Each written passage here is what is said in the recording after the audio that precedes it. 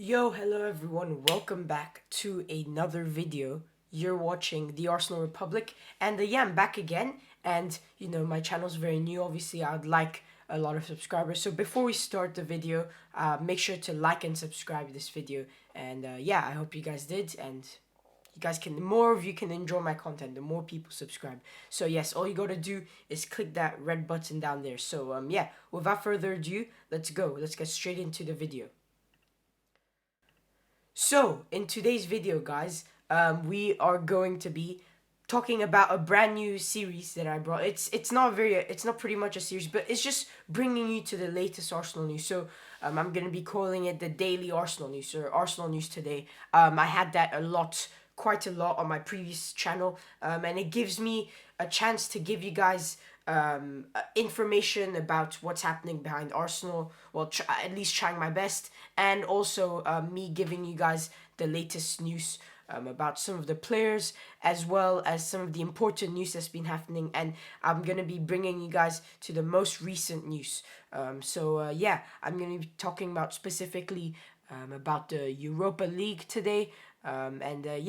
It's obviously a league that we're really considering after, especially the disappointing loss and the FA Cup.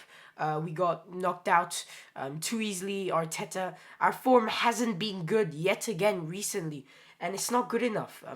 Let's be honest, it's not good enough because we were doing so well, and it's just same old Arsenal. What I saw against Villa was same old Arsenal. You saw some great signings. Look, I'm not gonna lie. Although it was a very hard winter transfer, it's very hard to have the money because everyone's struggling. And Arteta still managed to get two players after selling some players or letting out fees, the likes of Ozil's fees, which is very good. And now we signed the like of Odegaard and Matt Ryan. They're both extremely good. So that is great. That's actually two great signings. I think personally Arsenal had the best window in probably the whole transfer. And also Fabrizio Romano, he's a transfer news expert, and he also said the best signing out of the whole January transfer window had to be Odegaard. Such a great talent. He even says it. So let's just see what he brings to us. He brought a lot Aston Villa when he came on for 10 minutes. He tried his best, everything. I still think Emil Smith Rowe is better, but they might actually be playing together, which is actually great to hear. I want to see that happening. That's actually gonna be sick though. I'm not gonna lie. A combination of two great creative midfielders. Today I'm gonna be talking about specifically, Europa League and Benfica. We were meant to be playing Benfica. Benfica now we know is a very good team. They've already had the likes of Ruben Diaz, and there was another player that we were linked with. I forgot his name, but there was a player. 75 million his tag price wasn't worth it. They have that young goalkeeper. They've had many players in the past also that keep on coming through their team, and they're just outstanding, to be honest. So Portuguese football have had some good players in the past, the likes of Nani, Ronaldo, Pepe playing for Porto, Casillas. It's a very underrated league. I think it's one of the most underrated leagues. It should be in the top 5 leagues. I think one of the two between French league and Serie A shouldn't be there. I think Portuguese league should be ahead of some of these leagues currently, as replaced as in the top 5 leagues in the world. Because it's very underrated, as I said. But they need to produce more players evenly throughout every club. I think it would become one of the best leagues for sure, 100%. That's the Benfica team. We'll have to watch out with some of their players. That center attacking midfielder that was linked, Ruben Diaz, doesn't play there anymore. Thank goodness, because what a player he is. I just brought him into my fantasy team too.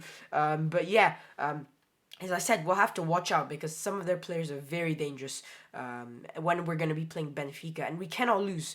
But the news is that it's been confirmed that we are playing at Rome.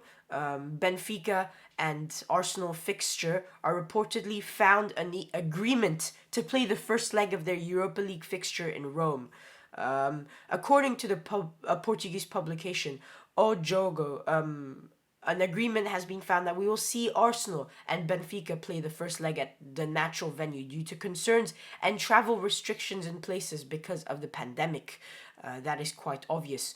But the first leg was due to take place at Benfica on 18th of February, but that'd be required Arsenal to quarantine on their return. Yeah, too complicated. Definitely too complicated, guys. Yeah, just nah. But yes, continue. A venue still needs to be found before the return fixture that should be played at the Emirates a week later. The UK's new restrictions on on entry to the country should have been played um, at the Emirates a week later for sure. And yeah,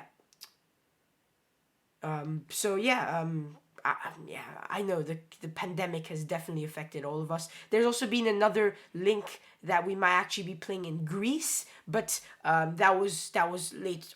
Arsenal made a Twitter post on that, but it was later deleted. And also there were some other hints that Greek football, might be going on quarantine, start to have those strict rules yet again. So yeah, I think it clearly means that Greece is not an option anymore. It would have been nice to go to Greece, but yeah, we can't, and it's as simple as that. But unfortunately.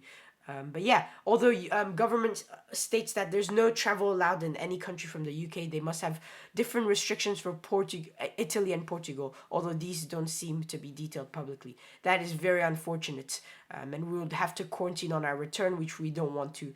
And Arsblog News reported earlier today that the two sides were working together to find a suitable neutral venue. The clubs have until 5th of March to complete the tie. If the team cannot fulfill their fixture, they'll be penalized a 3-0 defeat.